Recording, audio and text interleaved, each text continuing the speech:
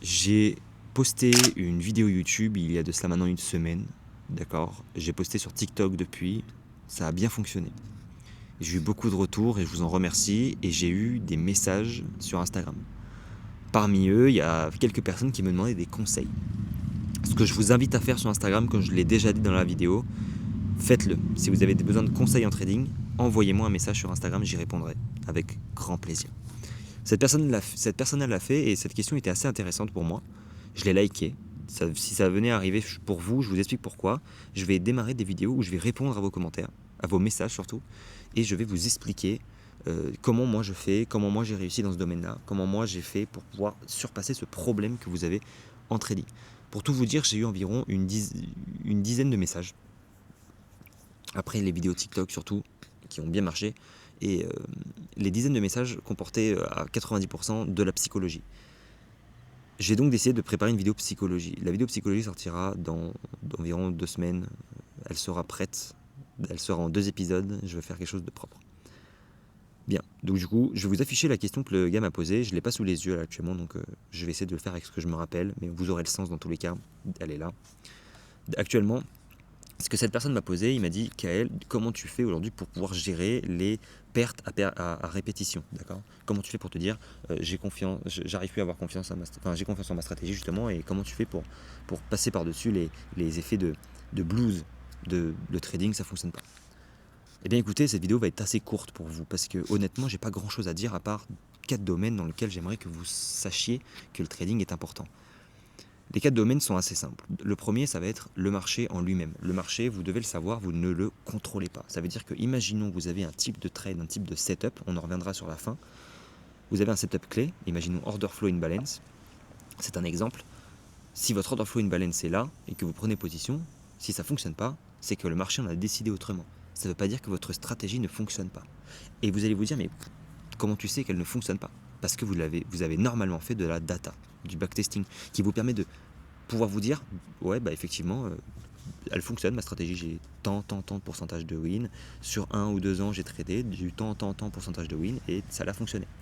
Dans ces cas-là, vous n'avez plus cette inquiétude-là qui se crée, ou du moins elle diminue.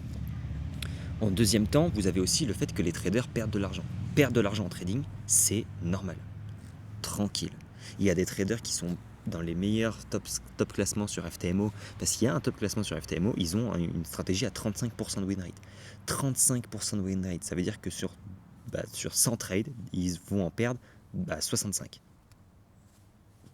Même plus. Non, c'est bon, 65. 65 trades vont être perdus sur 100 trades. Sauf qu'ils sont en positif, ils sont en gain d'argent. Pourquoi? Parce qu'ils gèrent leur risque. Après, ça, c'est autre chose. Mais vous pouvez toujours être gagnant. Il suffit d'avoir de la régularité. En troisième, et j'en ai déjà parlé au début de cette vidéo, vous allez avoir le backtesting. Le backtesting, c'est très simple.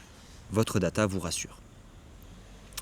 Et vous avez la dernière. Cette dernière, j'aimerais qu'on l'exploite un peu plus parce que c'est celle-là que je vais aborder dans cette vidéo-là un petit peu. Ça va être le fait de respecter son plan. Quand vous respectez votre plan, vous avez carrément un nouveau mindset qui s'installe.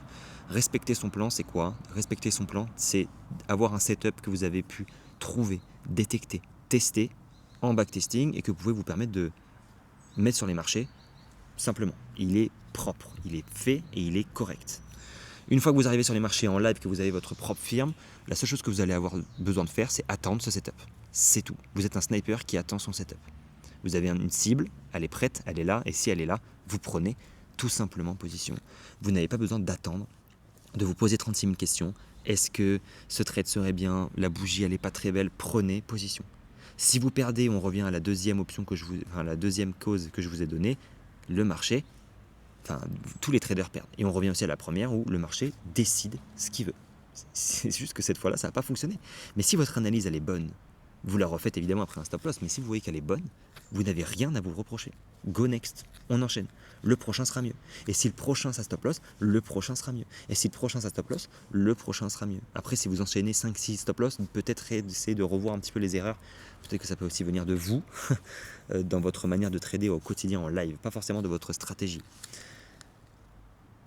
Aujourd'hui, si votre stratégie, vous pouvez vous permettre de proposer une data fixe, nette, précise et correctement faite en backtesting avec plus de temps de win rate et que vous pouvez vous dire elle fonctionne, c'est qu'elle fonctionne. Le live, ça va être votre cerveau qui va fonctionner. Alors voilà ce que vous allez faire. Vous allez démarrer votre ordinateur le matin, après un bon petit déjeuner. Vous allez analyser vos courbes, vous allez attendre un setup. On va se dire, imaginons à 14 heures, vous avez votre fameux OB Imbalance qui va donc se lancer. Il est là, il est prêt, il attend. La courbe fonce droit dessus. Vous mettez votre buy limit. Vous le mettez. Vous ne réfléchissez pas à la puissance des bougies, à comment, etc. Vous regardez quand même les onces économiques, on n'est pas non plus des animaux, mais vous regardez et vous dites tiens, ça m'intéresse, tiens, ça m'intéresse, et là vous allez directement pouvoir voir que ça fonctionne. Ouais, ça fonctionne. Ça marche. Vous allez perdre, vous allez gagner, vous allez perdre, vous allez gagner. Mais vu que vous avez toujours 1% de perte à peu près, généralement en profirme, c'est ça que vous visez, 1% de perte, et vous allez avoir, je sais pas, 2 à 3% de gain sur un seul trade, vous pouvez vous permettre d'en perdre deux. Deux trades à 1% et un trade à 4%, vous avez fait 2% de positif sur un seul. C'est des exemples, mais sur le long terme, vous serez gagnant. Pensez long terme, pensez pas seulement à un seul trade. Et c'est comme ça que vous évoluerez sur le tas et sur le temps, quoi. Voilà. Je voulais faire cette vidéo là, ça me faisait super plaisir. Il se fait tard donc je vais y aller, moi je vais aller à la muscu. Et en tout cas on se retrouve pour une prochaine vidéo. Je suis en train d'écrire les vidéos psychologie, donc j'espère qu'elles seront bien et que vous allez kiffer ça. On se retrouve de l'autre côté, vous savez de quoi je veux parler, c'était Kael. Ciao ciao tout le monde.